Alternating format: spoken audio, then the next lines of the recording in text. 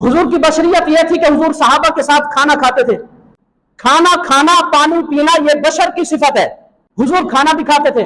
और नूरानियत ये है कि जब पाक नबी ने सोमे विसाल रखे, एक के बाद दूसरा रोजा, दूसरे के बाद तीसरा, बगैर कुछ खाए पिए, अफ्तारी के बगैर, अगले रोजे की नियत, फिर दूसरे दिन अगले रोजे की नियत, तीसरे दिन अगले रोजे की नियत, इसको कहते हैं सोमे विसाल।